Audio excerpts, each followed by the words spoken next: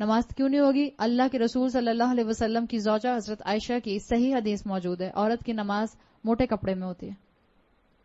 آپ کا نماز کا ایک الگ کپڑا ہونا چاہیے. میں اس کپڑے میں، اس دوپٹے میں نماز نہیں پڑھ سکتی ہوں، نماز نہیں ہوگی. پھر اگر میری سلیوز یہاں تک چڑھی ہوئی ہیں اور میری رسٹ کھلی ہوئی ہے، میری نماز نہیں ہوگی. میری نماز کے لیے میرا سطر پورا کور ہونا، کور ہونے کا مطلب ریپ ہونا نہیں ہے. دیر is a difference between rape ہونا اور کور ہونا. ریپ والا نہیں، میوزک والا ریپ نہیں، ڈبلیو والا ریپ. ایک ہوتا ہے میں اس گھڑی کے گرد ایک چیز ریپ کر دوں ایسے کر کے، اور میں نے اس کو بالکل ٹائٹ کر دیا، اب یہ ریپ ہے. صحیح، یہ ریپ ہے.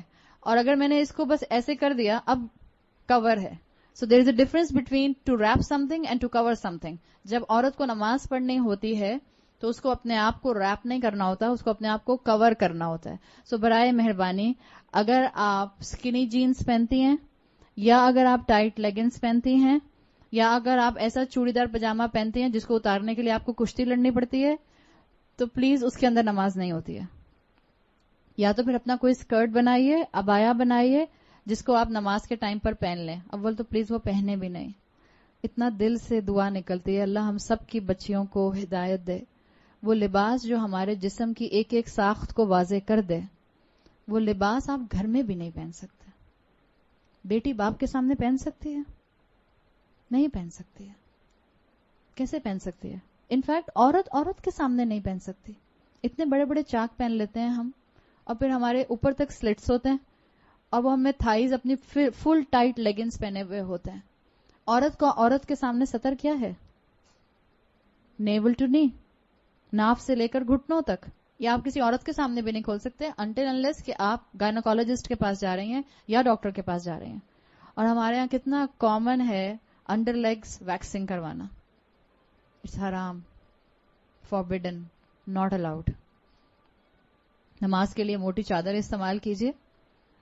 نماز کے لیے ایسی چادر استعمال کیجیے کہ جس میں آپ سر سے پاؤں تک کور ہو جائیں. اگر آپ نے ڈھیلا لباس نہیں پہنا ہوا ہے، کوئی عبایا رکھ لیجیے اپنا، کوئی اسکرٹ بنا لیجیے اپنا.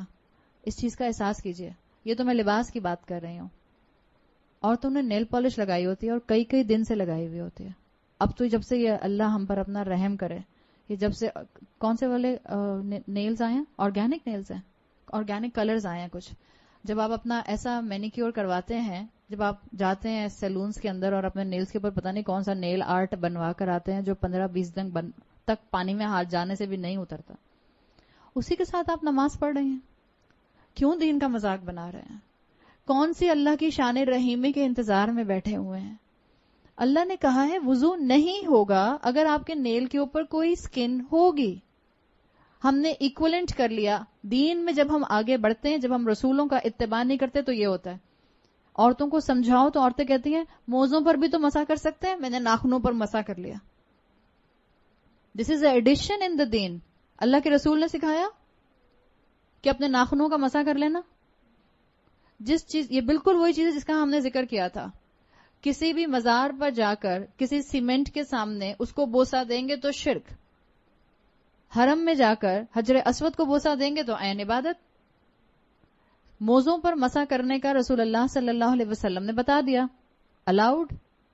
نیلز کے اوپر نیل پالش لگا کر مسح کرنے کا نہیں بتایا، ناٹ الاؤڈ. مت آئیں ان دھوکوں میں، یہ پینیٹریٹڈ ہے، یہ آکسیجنیٹڈ ہے، اس میں سے پانی پینیٹریٹ کر جاتا ہے. آپ نے ٹرائی کر کے دیکھا ہے؟ مسلمانوں کو بے وقوف بنانے کے لیے ساری قومیں موجود ہیں. یا تو پہلے پریکٹیکل کر کے دیکھ لیجئے. کوئی ایسی نیل پالش اب تک یہاں تک نہیں پہنچی پاکستان میں جس کو بڑے بڑے کلیم کر کے کہا گیا کہ اس میں سے پانی پینیٹریٹ ہو جاتا ہے. سیدھا سا علاج ہے، کر کے دیکھ لیجئے. میں نے تو 4 کو کر کے دیکھا، کسی میں سے بھی نہیں گیا. بٹر پیپر کے اوپر نیل پالش لگائیے اور اوپر پانی ڈالیے. اگر پانی نیچے بہ جاتا ہے تو نیل پالش پینیٹریٹنگ ہے، نہیں بہتا تو nail polish is not oxygenated. پانی نہیں بہے گا اس کے اندر سے، اور نہیں بہتا ہے. کیوں اپنی عبادت ضائع کرتے ہیں؟ عاملات الناصبہ، عمل کرنے والے اور تھکنے والے. نماز پڑھی بھی اور سر سے اوپر اٹھی نہیں تو فائدہ. مت دھوکے میں آئے. یہ دنیا متاع الغرور ہے، دھوکے کا سامان ہے. پہچانے اللہ نے مجھے اور آپ کو ایک بہت اعلیٰ مقصد سے پیدا کیا ہے، بہت اعلیٰ مقصد سے. کسی کو بہت شوق ہے نیل پالش لگانے کا، ایک وضو کر کے نیل پالش لگائیے، دوسرے وضو سے پہلے اتاریے اپنا وضو کیجئے, نماز پڑھیے, پھر لگا لیجئے. کرتی رہیں سارا دن یہی کام, بڑی فارغ ہیں آپ. 12 اگر کسی کو شوق ہے تو میں منع نہیں کروں گی, لیکن پلیز اپنی نماز ضائع مت کیجئے.